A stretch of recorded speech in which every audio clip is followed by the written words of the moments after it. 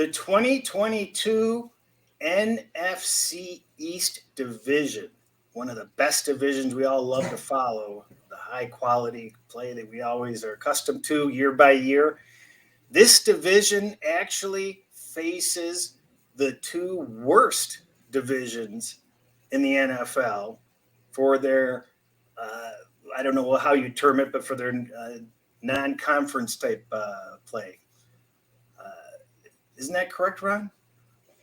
Two of the three worst divisions, Chris, because the third division, well, that's their own division, the NFC East. It's going to be bad, but we're going to make something out of nothing, maybe, because one of these teams has to win.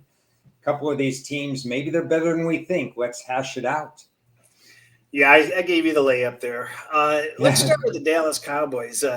My opinion on them was they actually had a pretty darn good year last year. I mean, I think that their biggest barrier, unfortunately, is not resolved, and that's the coaching. I think that that's going to always get in their way.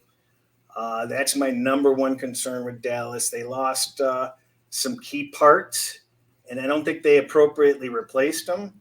I think Zach has unproven in big games. Ezekiel's contract is costing them being able to add additional quality players, and his contribution isn't remotely close to the contract that he has. Nevertheless, it's a weak division, supposedly. I guess, I laughed earlier and I said that Dallas was not a cakewalk to win this division, but they actually, in my eyes, are probably better suited to win this division than any other team, I think, if the head coaching doesn't sabotage them and they can avoid the injury bug and stuff. How do you see the Cowboys this season, Ron? Well, again, it's ebbs and flows as we go through. When they ended last year, Mike McCarthy, the head coach, got in the way of everything. That was a really bad, bitter ending for Dallas fans, the way that game played out. After McCarthy was kept out of the way a lot during the regular season. So you end the season on that note, but you keep both coordinators, and there was a dramatic difference in terms of their defensive performance in 2021 because they had a real defensive coordinator, and they were able to keep Kellen Moore at offensive coordinator. And Dak Prescott, for whatever you think about his large contract, he is by far the best quarterback in this division. So they do still have an edge there. And but how good do you think he is in the whole NFC? I mean, where do you place him? In the NFC alone? Well, you still have Rodgers. Apparently, you still have a 45-year-old Brady that's better than him. I think Stafford and Dak Prescott are pretty close together. But, you may frown on that. Good, we have some differences going in this one. Kirk Cousins, where does Kirk Cousins I think Cousins fall is better on that one? But there are also a lot of junior quarterbacks in this side of the map. I mean, you got Trey Lance, who might start at San Francisco. You got Drew Lock, who might start in Seattle. You got the other three quarterbacks in this division. It's not a high ceiling in the NFC to be top five. So let's talk about the losses in free agency. They lost a wide receiver. They lost two quality starting offensive linemen. Yeah. They're down a tight end, and they lost a quality sacker. That's four really big losses. And the draft tried to address each one of those areas. Believe it or not, they did address each of those areas. But as rookies, you still have to think they're going to drop in performance. So if we're going into the schedule, before we even talk about the schedule, I think we both agree that Dallas is a little bit worse talent-wise as far as the roster now than they ended last year. Now, is that enough to keep them at the top? Maybe.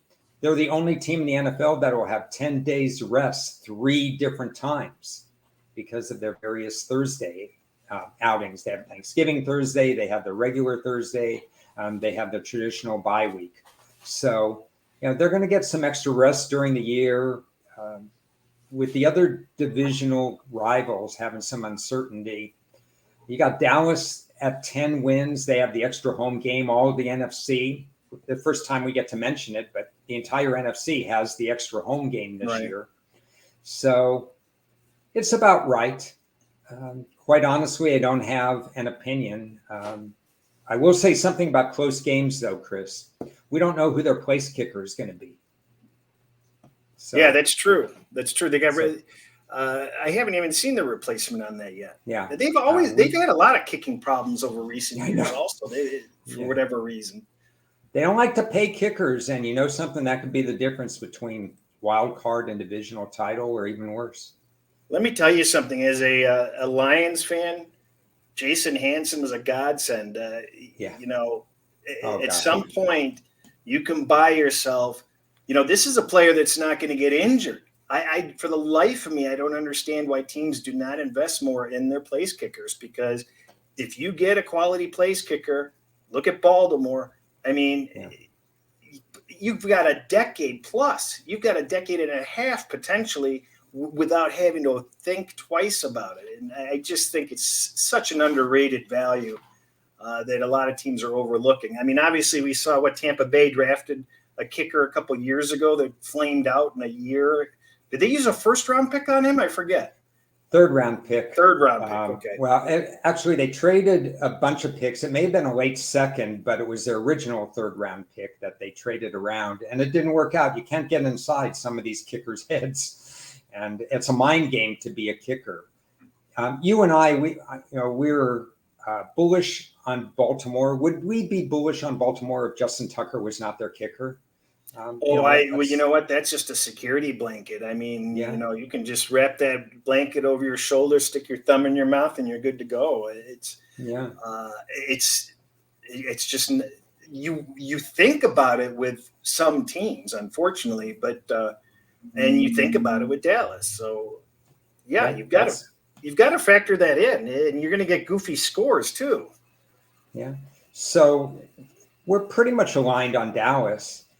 And we're going to come to a couple of teams now with the New York Giants, for example, where optimism is just for the first time in a long time sky high because of their coaching changes, because of their draft, because of what else is going on in the division. I still have some issues with them. Okay, Chris, open it up. Where are you with the New York Giants? You know, it's kind of interesting because if they do somehow get their act together, they're going to kind of control their own destiny at the end of the season. They play 5 out of their remaining 7 games in the division. So even though I don't think their schedule's cake, none of the teams have a difficult schedule. They're all kind of like middle of the road, correct? But bottom 5. Is it that low? Jeez. Yeah. But that's something to look forward to if you're a Giants fan or a Giants player. Is, hey, we've got most of the season to get our act together, stay healthy, learn the new system, get accustomed to the coaches, new players, new draft picks, great draft, and we control our own destiny in this division in those final 7 games. And so there is reason for optimism. That total 7, though, still scares me. I can say that in one breath, but I look at that 7 and I'm like, well, I think it's going to be interesting because I believe they have Tyrod Taylor waiting in the wings. And if I was the head coach of the Giants, I would have a short lease on Jones. He has no loyalty to Jones. It's his regime. And I'd much rather have a running quarterback that has some talent that's not going to be a turnover machine in my lineup. And if you can get Galladay to stay healthy and you can get Saquon to stay healthy and you can get the line to stay healthy, hey, they may just surprise some people. But I don't, I said it last year, Galladay will never stay healthy. Those receivers with his type of frame, they're not durable. He'll break down. Jones will probably continue to be a fumble machine. But they added some nice defensive depth, which should kind of keep them in ball games a little bit better. And they played a lot of ugly games where they could have won and didn't win last year too. So I just don't know what to make of this team. There's some potential. Where do you see this team's range being? I'm going to give the good news out before the bad news. because the Giants have had a lot of bad news over the time. Quarterback sneaks on 3rd and 8 are not exactly what you wish for in an organization. From your own 10-yard line, right? Yeah.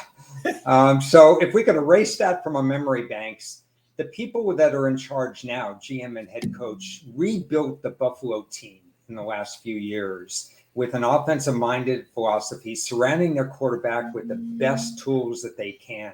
And if they come in and do this over the next 2-3 years, armed with still some draft capital, it's exciting to be with the New York Giants right now. The ceiling on Daniel Jones is probably not high, so we have to temper some enthusiasm. But I don't want to get in the bad news just yet. The good news is they're going to be better offensively. They're going to be better coached. The draft hit a lot of good areas. They've helped to solidify the offensive line. They've done a little bit more at tight end. They didn't do that much at running back, hoping Barkley will carry the load. The front seven looks pretty good. Thibodeau, who was their first pick, he should be ready to go right away. And if he doesn't, his pain threshold, I'm a little worried about that. But if he stays on the field, that's an instant contributor right up front. They have a gadget receiver. They have a new offensive tackle in Neal. There are a lot of parts that you could get really excited about. But do you want some bad news? Bad news is they have to start quicker. I mean, they're constantly 0-4 and 2-6. They can't get out of their own way at the beginning of the season. Again, we talked about, let's talk about cornerback. Bradbury was on the roster after the draft, and now he's off the roster. So they didn't do much at cornerback, and it's a passing league, and I worry about them defending the pass during the season. So I can't embrace that 7 because, again, I've said it many a time, I'm not really keen on going overs, but I can see this team gaining some momentum with a start that includes one road game after the September 11th, one true road game until October 23rd. Yeah. It's like 7 or 8 games where they play all home games, have a bye, and have a game on neutral ground overseas. It's a schedule made their for first 6 are at home. Yeah, it's a schedule made for early success and buy-in to the coaching staff. So I'm real curious about how that plays out. The future could be really bright for this team.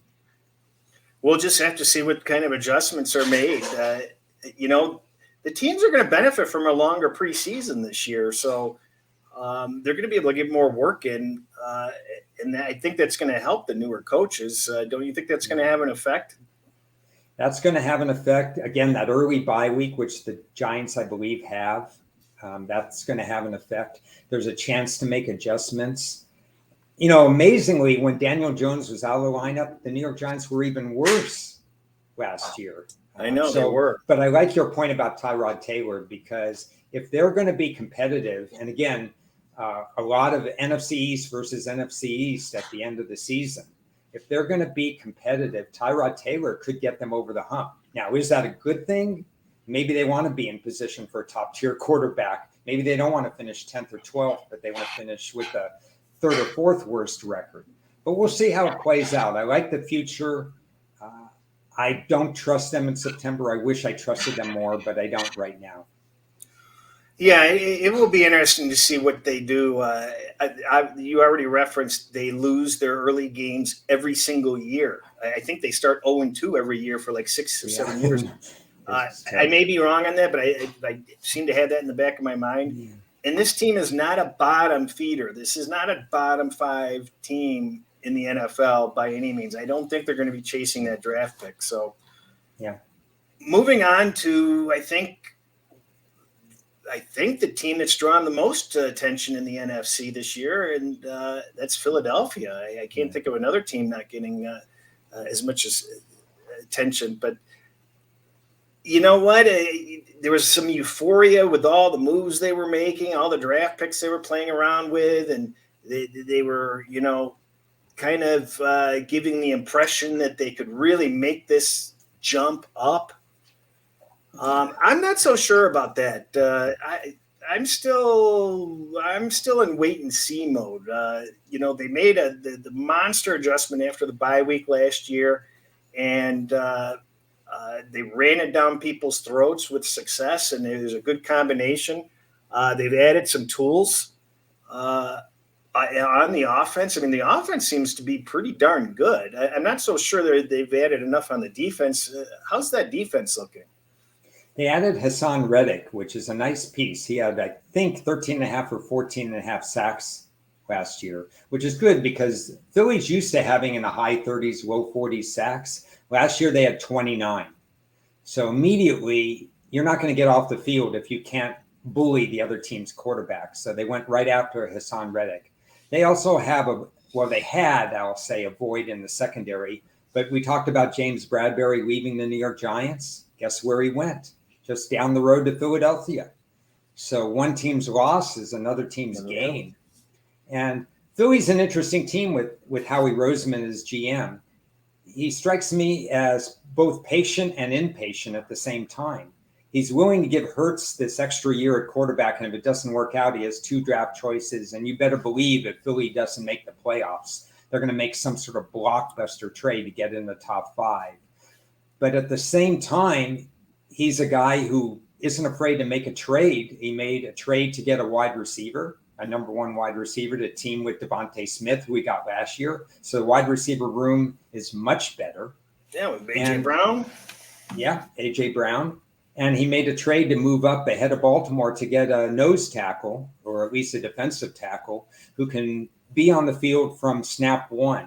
So even though you think, okay, he's building toward the future, but all of his picks had 2022 and 2023 in mind. So they want to overtake Dallas, and they're a very public team, in my opinion, right now. Very public. Yeah, and you can see that with the week 1 line with the Lions.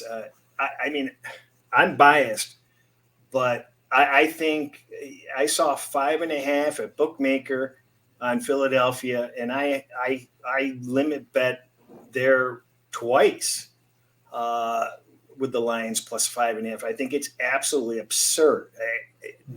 Call me crazy, but I cannot justify. I don't think Philadelphia is that much better than Detroit was even last year, and I see Detroit improving.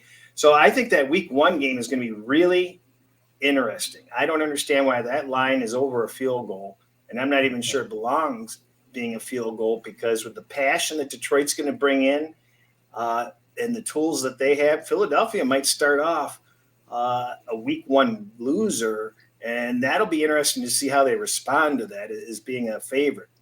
What do you think? Yeah, I think the line's a little bit inflated. We're trying to be objective when we go through these, trying to see the good points and the bad points. And we knew the season win totals would creep up. We knew a lot of things would creep up with Philly. So I don't want to sound gloom and doom, but they were 0-7 against playoff teams last year. That's one. So they know the gap is there. Their wild card playoff team, they weren't that competitive. Yeah. Number 2, we don't know if Jalen Hurts can pass a team to win in the 4th quarter. We know he fits the new style of NFL football. We know he fits the fact that you have to have a mobile quarterback. And he's pretty smart, too, and he's been on some championship teams in college. But I just don't know if he has the in-the-pocket presence that you want in crunch time, whether it be a playoff game or against a significant team like a Green Bay or some of the other teams. One scheduling note, again, I spent some time really digging. It's not who you play, but when you play them. Very important. Philadelphia has an unfair situation where 4 times they're going to go out on the road in short week games. They're going to have less rest than their opponents, and they're going to go off a Monday night, off a Sunday night, and so on. Not 1, not 2, but 4 times. And in game preparation, that can mean the difference between a 3-point win and a 3-point loss. So not everything is rosy with their schedule.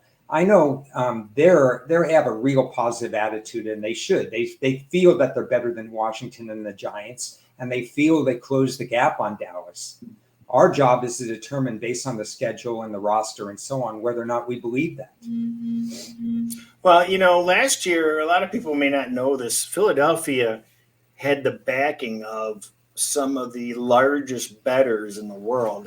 A European group was coming in and pounding them every week, and frankly, at dumb times. I mean, it was strange how they were just fixated with backing Philly week after week.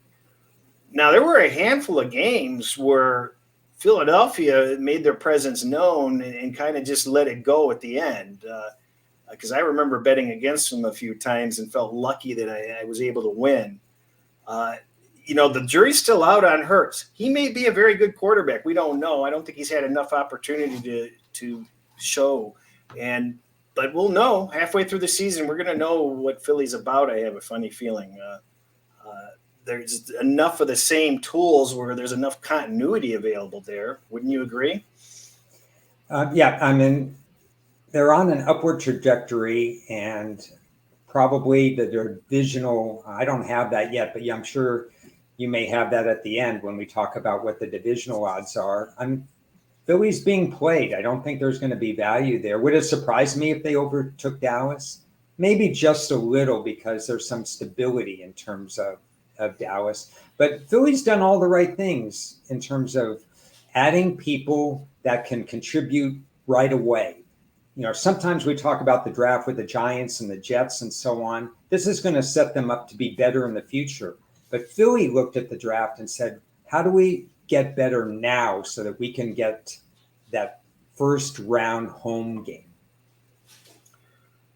Well, that leaves us with Washington, and that's an interesting team. And shout out to one of our listeners, Birdie, who actually was asking me privately on DMs about my thoughts on Washington. And I was really down on Washington going into last year. I pointed out they had an easy schedule and a bunch of other variety of reasons why they were not going to have a good year.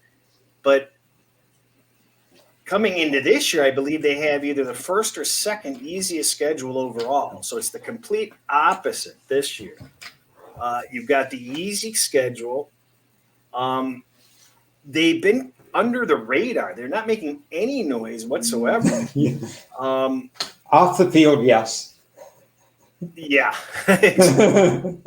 But, I want to take a deeper dive on this team, because when you compare that they're coming off the hardest schedule and now they're playing the easiest schedule, they were hit with the injury bug and a variety of other issues. Wait a minute, this team might be a little sneaky. Maybe that defense isn't as bad as they looked last year, and maybe their offense will come together a little bit this year with the easier schedule. I'm not writing this team off, even though they've got the longest odds in the division. Well, they don't have the longest odds in the division, but I'm not writing this team off.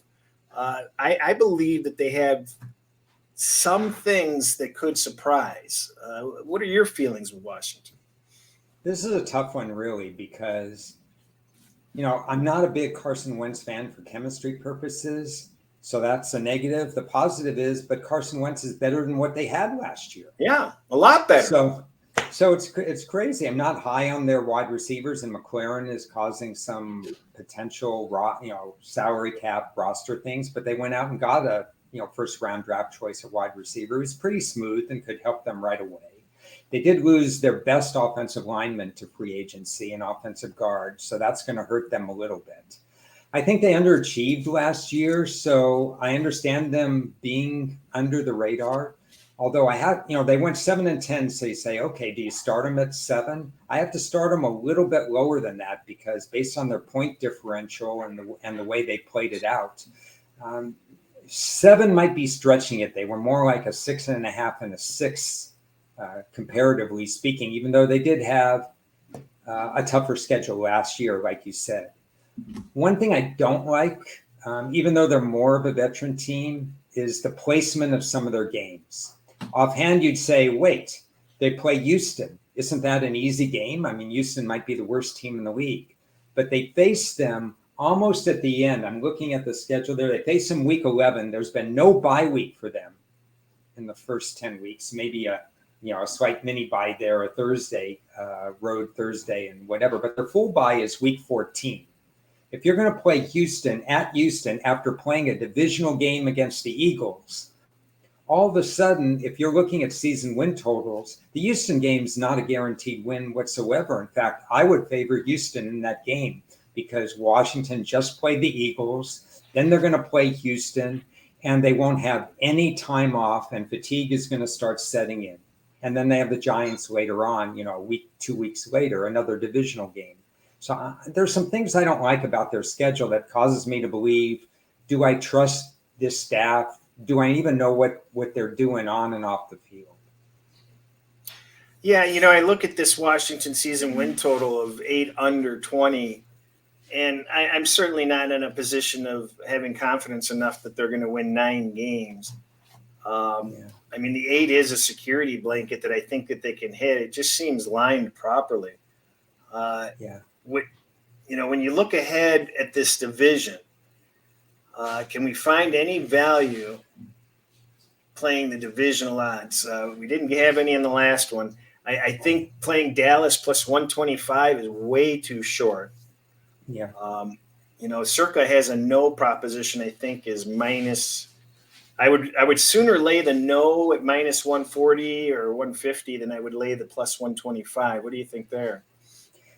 Well, first of all, when you have those propositions that have not just a yes, but you can bet the no, they won't make it. Sometimes there's value on the no. And, right. And if you go back to some of the other divisional previews we did, and when we're not high on a team, if you could find some value on the no, go ahead and do it. The Eagles are interesting. Do they have a 1-3 chance to win the division? I just don't see any value there. I think I just don't think that there's value. The line's not atrocious, but I would much rather have a shot at, believe it or not, I would actually consider a shot on one of the other 2 long shots. Not that I'm going to play them, but that's just where my head is. Well, think about this. First of all, I agree. The Eagles, it's probably properly priced. I expected to see it actually even lower in some places because of the buildup for the Eagles. But think about this. If Dak Prescott gets hurt, isn't the division pretty much close your eyes and pick up a hat and pull a number out and say, okay, they could win it, they could win it, they can win it? Yeah, and it all depends on when teams face these injuries also. We've talked about it before. You just have to be open-minded that each of these teams could have pretty good seasons and each of these teams could have some difficulty. That's why there's no way, Jose, that I'm taking Dallas plus 125. For the same price we have Baltimore, there's no way I'm taking the Eagles. I wouldn't even consider it. So the only options are Washington and the Giants. The Giants at plus 730. I don't think they have a chance. I don't think I can consider that. But Washington, maybe you can even find a plus 500. You might take a small little sandwich bet on it. Yeah, it's not bad. The Giant, if you don't have good cornerback play, and the Giants lost that cornerback Bradbury, and they don't have it. I don't even think they have a starting cornerback, at least one that I would trust. That's a flaw in a passing league, so I couldn't endorse them.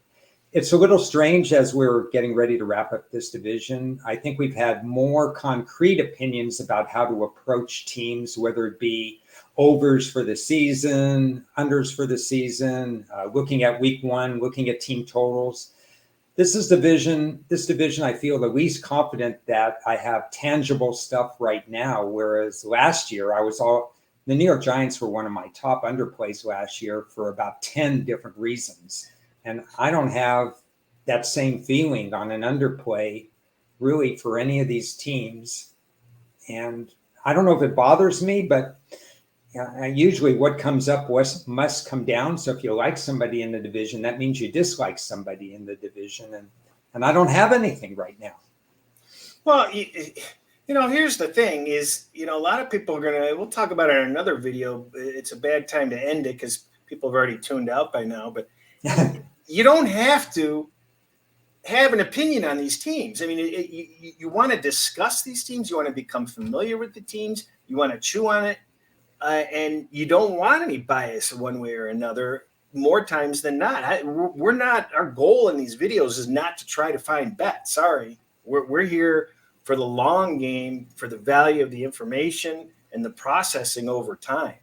And, as we said, it's easier to keep up with the NFL than catch up. I speak from experience from taking so many summers off. It's no fun. So I think what we're doing is invaluable, just to digest, familiarize yourself, and there's no need to pull the trigger on anything. Yeah, my take-home points to close it up is really, okay, so for the New York Giants, I'm going to be curious to see how they start September, because if they start it a little bit faster, that's buy-in for the new coaching staff. They have better buy placement weeks than some of the other teams in the division. I may say, okay, if I like what I see the first 2 weeks, I may make them a play-on team. I'm just not going to do it now. I need to see that they could overcome years of problems, and I need to see what Wentz brings to the table, what Daniel Jones brings to the table, and what Jalen Hurts brings to the table. There's tape on them now. I'm not ready to endorse them at all right now, even though these teams made some pretty good moves in the offseason. That's just the way it is, and I'm excited to see how it plays out, and I'm going to keep that open mind like we keep talking about. Can we, if you're trying to pick out one team that's going to speed up or slow down, are we looking for some more Giants offense for once? That I would agree with. I would think that if they trust the offensive line, which they've worked hard to make a little bit better, they did that for Josh Allen, the Buffalo group. And now they come over to the New York Giants, and whoever the quarterback is going to be, they're going to try to make life more comfortable in the pocket. I think that takeaway makes sense. Maybe we're going to see more scoring out of the New York Giants, especially if they still have deficient cornerback play. We know that could cause points to be scored against them. It just seems like we have to hurry up and wait with those other three teams to just see how they get started. I just feel like there's just too many unanswered questions at this point. Would you agree Somebody's with that? going to steal a playoff berth because of the easy schedules. If two of these teams are really bad, the other two might get in, and maybe not deserving, but who knows? I forgot about that point. That's an excellent point. You have to remember that all four of these teams are playing nobodies, and by default, they may just get an extra win or two across the board. And that kind of makes sense because I look at all these totals, and I certainly don't want to go over any of them. But when you really dive back and you look and remember that they're playing the other two worst divisions, well, they should be able to gain a game or two. Yeah, so maybe we look at, do they make the playoffs? There's a lot of books, circa probably one of them, playoffs, yes or no. Maybe there's a slight about it. I mean, I wouldn't bet the farm on it or anything like that. I'd make it so that you could have some hedge possibilities at the end of the year with the divisional versus divisional schedule. But if you can get some good plus money, yes, to make the playoffs, and it's hedgeable the last 2 or 3 weeks, maybe another strategy. I like that. Well, I think that wraps it up for this division, and you're off to another week vacation, you bastard. So I'm getting sick of it. I get dishpan hands with keyboards. But we thank everybody for joining. We'll be back with the NFC blah, blah, blah the next time. And thanks for joining us. So long.